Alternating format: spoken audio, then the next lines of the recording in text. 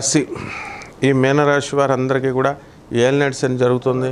మన ఛానల్ ప్రేక్షకులందరికీ కూడా శ్రీ విశ్వావసునామ సంవత్సరం 2025 సంవత్సరానికి కానీ ప్రొఫెసర్ డాక్టర్ మల్లపూడి సత్యనారాయణమూర్తి నేను మీకు ఈ యొక్క సంవత్సర రాశి ఫలితాలు చెప్తున్నాను.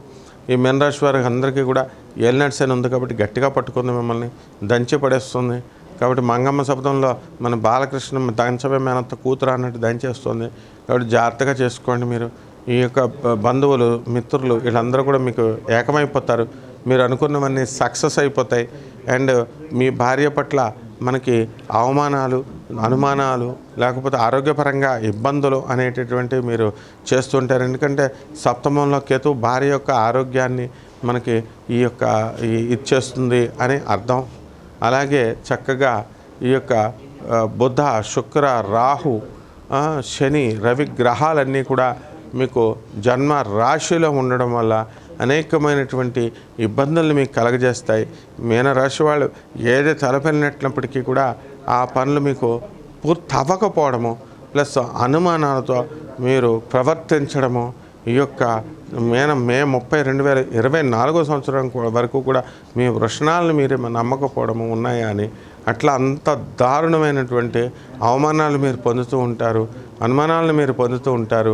ఇటువంటి రాహువు మీకు మే 25 సంవత్సరం 25వ తేదీ 2025 సంవత్సరం తర్వాత మీకు అందరికీ కూడా కుంభరాశిలోకి రావడం వల్ల మీకు ఏమవుతుందంటే మిమ్మల్ని మీరు అనుమానించుకోవడం కాకుండా మీకు పడక సౌఖ్యం అనేటటువంటిది తక్కువైపోతుంది.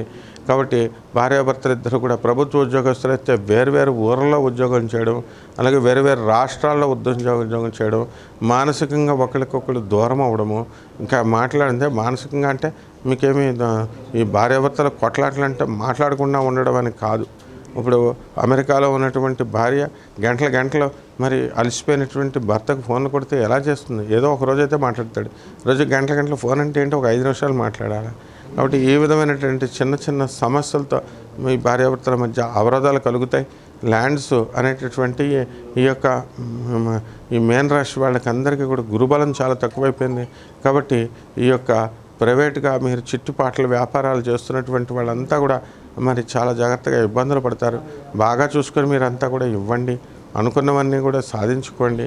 ఈ అమ్మాయిలకు సంబంధించినటువంటి గొడవల్లో మీరు వెళ్ళకండి, మీరు భగ్నమైపోతారు, జీవితం నాశనం అయిపోతుంది. కాబట్టి మహిళలంతా కూడా బ్రహ్మాండంగా ఉంటారు ఈ యొక్క మీనరాశి వాళ్ళు. అయితే ఏదో ఒక విధమైనటువంటి శాంతి, ఏదో ఒక విధమైనటువంటి నిరాశ, నిస్పృహ అనేటటువంటి ఈ యొక్క మీనరాశి వాళ్ళకి కలుగుతాయి. కాబట్టి పరిహారాల దగ్గరికి వచ్చేసరికి ఏలినాటి శని జరుగుతుంది కాబట్టి శని జపం చేసుకోండి, శని స్తోత్రాలు చదువుకోండి, శనికి కిలోంపావు నల్ల నువ్వులు, నల్లని వస్త్రాలు ఇచ్చి పేద బ్రాహ్మణులకి శనివారం నాడు ఉదయం 8 గంటలకి చేసుకోండి, దానం చేసుకోండి.